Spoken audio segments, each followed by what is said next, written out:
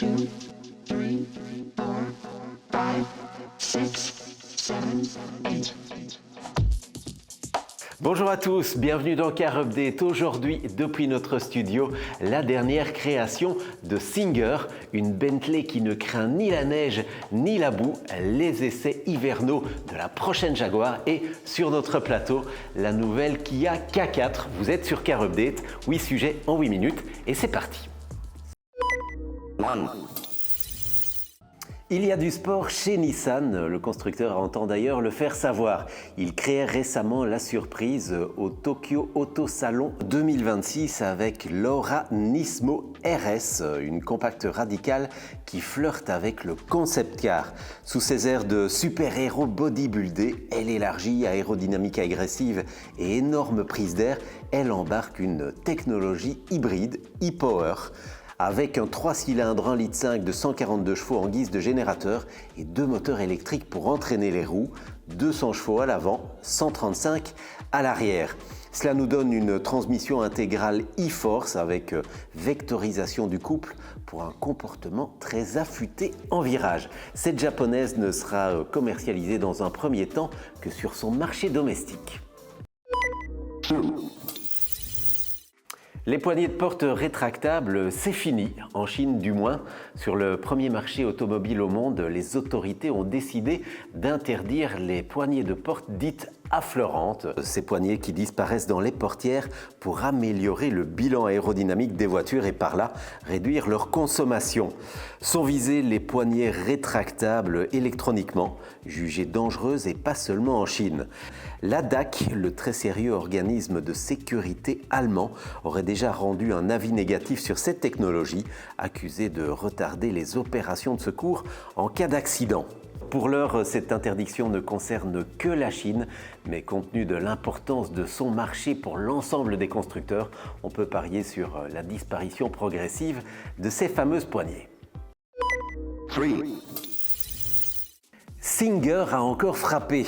Le plus coté des préparateurs de Porsche ancienne vient de dévoiler la Sorcerer, issue de son programme DLS Turbo. Développé sur une base de 911 type 964, l'engin s'habille d'une robe en fibre de carbone, inspirée des Porsche 934-5 des années 70, celle qui raflait tout en endurance.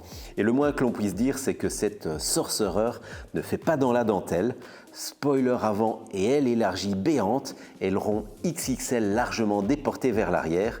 Autant dire que tout sent bon la course, et ça c'est aussi vrai sous le capot moteur avec un Flat Six 3,8 litres entièrement reconstruit et désormais flanqué de 2 turbos à géométrie variable pour un total de 700 chevaux au régime stratosphérique de 9000 tours minute. 750 Nm, le tout transmis aux seules roues arrière par l'intermédiaire d'une boîte 6 rapports, manuelle s'il vous plaît, et dont la tringlerie est entièrement visible. Un véritable joyau vendu tout de même à 3 millions de dollars l'unité et produit à 99 exemplaires seulement. Jaguar poursuit les essais de sa future GT électrique. Le constructeur vient de dévoiler les images des essais hivernaux réalisés autour du cercle arctique par des températures inférieures à moins 40 degrés. Il se dit que ces essais sont les plus ambitieux jamais menés par Jaguar. Il faut dire qu'avec cette GT 4 portes, le constructeur mise gros. Il jette donc toutes ses forces dans la bataille. 150 prototypes ont ainsi été mobilisés. Ensemble, ils parcourront plusieurs centaines de milliers de kilomètres sur tous les types de terrain pour valider les réglages de suspension et calibrer la chaîne de traction électrique notamment. On évoque la présence de 3 moteurs pour un total de plus de 1000 chevaux. Le modèle est attendu cette année. C'est un peu le pendant essence de la récente EV4. Aujourd'hui, sur notre plateau, la Kia K4. Ce modèle remplace la Ceed sur le marché des compacts thermiques. Produite au Mexique et d'abord destinée au marché américain, le modèle arrive en Europe uniquement en version 5 portes, mais avec une version break attendue un peu plus tard dans l'année. Plus longue qu'une Golf, la K4 propose un style moderne, dynamique, ciselé comme les autres modèles de la gamme. Cette version GT Line se veut encore plus racée avec des coques de rétroviseur, des passages de roues et des bas de caisse en noir brillant. À l'intérieur, on retrouve des palettes au volant et au volant, justement, on découvre un poste de conduite sobre, voire un peu froid, mais très bien fini avec une grande dalle numérique regroupant 3 écrans. À l'arrière, l'habitabilité est généreuse, le coffre se révèle spacieux avec 440 litres de contenance. C'est mieux que la moyenne de la catégorie, sauf dans sa version 1 litre à hybridation légère avec une batterie qui lui fait carrément perdre 100 litres. Sous son capot, cette K4 propose des mécaniques essence de 115 à 180 chevaux, mais aussi une version full hybride encore prévue cette année.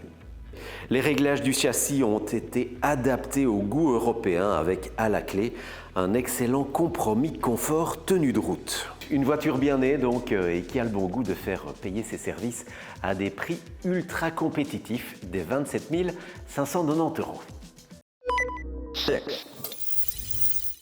Habitué des Allemands, Brabus s'attaque désormais aux Italiennes et ça rime puisque Brabus se penche sur le cas de la Lamborghini Urus.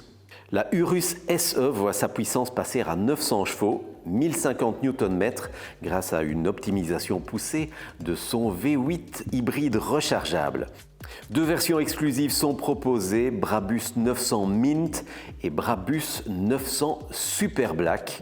Brabus habille aussi l'Urus de kit aérodynamique en carbone, de jantes forgées de 24 pouces et tout ça pour des prix autour de 500 000 € pour la Mint, de 440 000 € pour la Super Black. Si Bentley n'a rien à envier à Range Rover en matière de performance ou de raffinement, il est un domaine où la marque au B ailé ne peut pas tout à fait rivaliser avec le roi des 4x4 et ce domaine, c'est bien sûr celui du franchissement, du tout-terrain.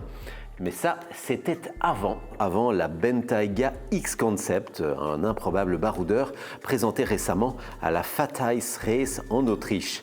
Prenez un Bentayga V8, greffez-lui des grandes jantes monoblocs forgées de 22 pouces, chaussez-les de pneus tout-terrain à flanc haut, élargissez les voies de 120 mm, relevez la hauteur de caisse de 55 mm et montez 4 projecteurs additionnels sur une galerie de toit et vous obtenez un Bentayga prêt à vous emmener au bout du monde. Reste à voir l'accueil que réservera le public à ce concept et c'est de cela que dépendra son éventuelle mise en production. Une nouvelle marque électrique débarque en Belgique et pour une fois, elle n'est pas chinoise mais américaine. Lucid, l'un des plus féroces concurrents de Tesla, arrive chez nous dès cet été, probablement avec 2 modèles, la Berline R et le SUV Gravity. Constructeur premium, Lucid propose des finitions haut de gamme, des grosses autonomies et un contenu technologique d'avant-garde. Plus de détails à venir sur Car Update, à suivre aussi sur TikTok, YouTube et Instagram. À bientôt. 1, 2, 3, 4, 5, 6, 7, 8.